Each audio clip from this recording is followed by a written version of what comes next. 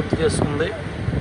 దగ్గర ఇప్పుడు 50 మీటర్ల దాకా భూగర్భంలోకి వెళ్ళి ఆ ప్యానెల్ కూడా పూర్తి చేసుకొని 149 ప్యానెల్స్లో 39 ప్యానెల్స్ని త్వరితగతిన వారు పూర్తి చేశారు. ఈ సీజన్లో ఈ 669 మీటర్లు కూడా గోదావరి వరద వచ్చే లోపల ఈ పనులు పూర్తి చేసి ఈ పక్క కొండ మీదకి వీళ్ళు రావాల్సిన పరిస్థితి ఉంది.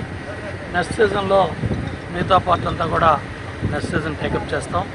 దీనిపైన కాపర్ డ్యాము సంబంధించి డ్రిల్లింగ్ కూడా జరుగుతూ ఉంది.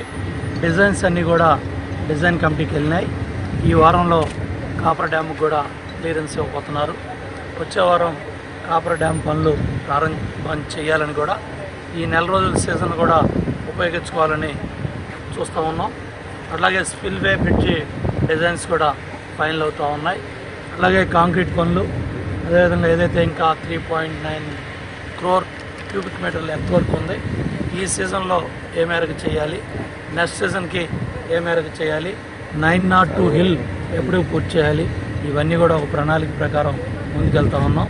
ముఖ్యమంత్రి గారు అమెరికాలో ఉన్నప్పుడు కూడా ప్రతిరోజు మా అధికారులతో మాట్లాడి ఎట్టి పరిస్థితుల్లో కూడా ఈరోజు సోమవారం పోలవరం మీరు కంపల్సరీగా డ్యామ్ సైట్కి వెళ్ళి రివ్యూ చేసి మళ్ళీ ఫీడ్బ్యాక్ ఇమ్మని కూడా ముఖ్యమంత్రి గారు ఆదేశాలు ఇచ్చారు.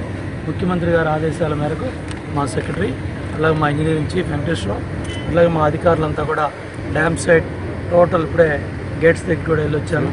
బ్రహ్మాండంగా రేడియల్ గేట్స్ కూడా మరి అన్నీ కూడా పెద్ద ఎత్తున నిర్మాణం జరుగుతూ ఉన్నాయి. ఇంకేదైతే రిమైనింగ్ పార్ట్ ఉందో వాటి మీద కూడా మరి ఎక్కడెక్కడ ఏ దేశం నుంచి ఎక్కడ ఆర్డర్స్ ఇవ్వాలి, ఎక్కడెక్కడ ఎక్విప్మెంట్ ఎక్కడ రావాలి, అలాగే పోర్టుల నుంచి మన బాంబే పోర్ట్ నుంచి మిగతా పోర్టుల నుంచి మిగిలిన ఎక్విప్మెంట్ అంతా కూడా ఎప్పుడు రావాలి, అవన్నీ కూడా ఒక ప్రణాళిక ప్రకారం ముందుకెళ్తా ఉన్నాం. ఇంకా పెద్ద ఎత్తున పనులు వేగవంతం అవడానికి అన్ని జాగ్రత్తలు కూడా తీసుకుంటాం.